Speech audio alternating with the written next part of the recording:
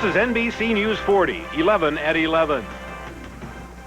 All the emphasis on the presents and the trees and all of that is great, and that's part of it. But I think what this does is centers folks on what the real meaning of Christmas is.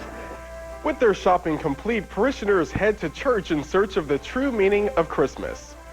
And it was a year of memories, both tragic and triumphant. We'll take a look back on 1999. And I'm Nancy Dignan. Santa has begun his trek toward the southeast, and some bitterly cold temperatures will await him. Thanks for watching NBC News 40's 11 at 11. Now let's go straight to Vester for the top story. Good evening. For many people, Christmas Eve was a time to get in the last-minute holiday shopping and spend time with loved ones. But as NBC News 40's Ken Massengale reports, many people headed to area churches looking for the true meaning of Christmas.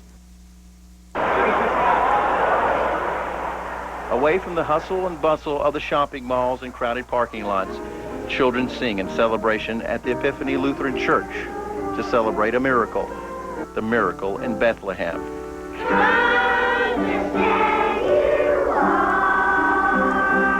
All the emphasis on the presents and the trees and all of that is great, and that's part of it. But I think what this does is centers folks on what the real meaning of Christmas is.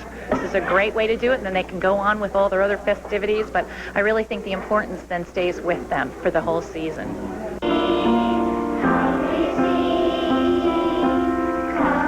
Parents and relatives, the real gift of Christmas is heard through a children's program that took several months to put together.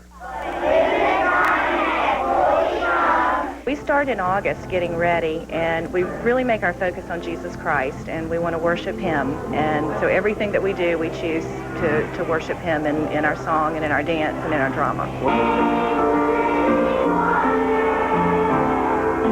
Each year it's a little different, maybe a different emphasis in terms of songs and music that is played and used, but the lessons are the same. From Luke 2, the story of the birth of the Christ child. Through song, those lessons will echo into the night, celebrating the miracle.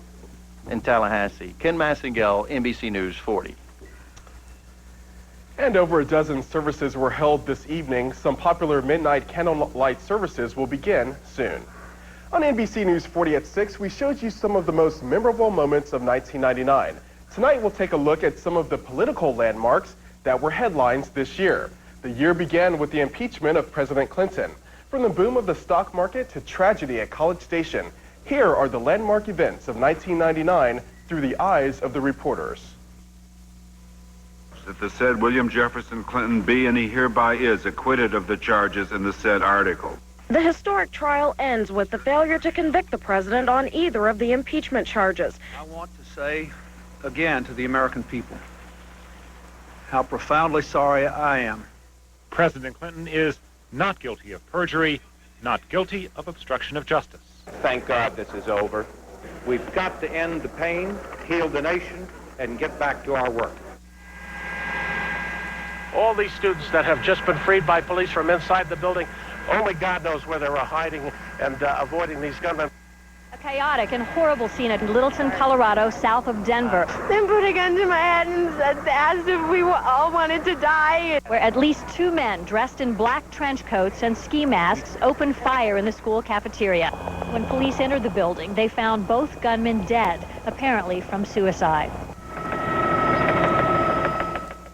In Conyers, Georgia, the young gunman opened fire on a crowd of students, hitting 6, but none seriously, surrendering moments later to an assistant principal. A frantic scene in Atlanta's Buckhead neighborhood. Police say Mark Barton opened fire first in a security brokerage office, leaving 4 people dead. Then he crossed the street and did the same in a day trading operation, killing 5. 12 others were injured. Police searched for Barton for 5 hours after the shootings before surrounding him at a gas station. Barton turned the gun on himself. A balding man in his 40s carrying a high-powered semi-automatic weapon burst into the North Valley Jewish Community Center and started shooting indiscriminately. And then I see this man with a gun, and it took me a minute to realize what was going on. It didn't make sense. Like, how can this be happening? This is in the movies. 5 people in all were shot before the gunman fled into the surrounding neighborhood. We're in Kosovo, a province in the new Yugoslavia, the Albanian minority decided they wanted freedom too and started a new civil war. Yugoslavia's refusal to stop the fighting led directly to the United States attacks today. United States forces, acting with our NATO allies, have commenced airstrikes. NATO forces have unleashed a torrent of firepower against Serbian military targets in the former Yugoslavia. On the eve of a new millennium, the shepherd of a new generation of the faithful has returned to America. In the name of the Father, of the Son, and of the Holy Spirit. For thousands of young Catholic pilgrims, St. Louis has been reborn as the Midwest Mecca. The Dow Jones Industrials cracked the 10,000 mark for the first time in history. It is a time of unparalleled economic opportunity. Well, the Dow did blast through another millennium mark, crossing the Dow 11,000 mark for the first time in history. Texas A&M became the site of a deadly tragedy. At the center of it all, a long-standing tradition, the Aggie bonfire. School officials believe up to 75 students were working atop the 45-foot log stack when it collapsed. It's a great tragedy. Everybody is brokenhearted about what has happened. A place that was meant to bring so much joy to Aggies has become a place to grieve. The suspect, nicknamed the Railroad Killer, in court, in custody, about to answer for 8 murders.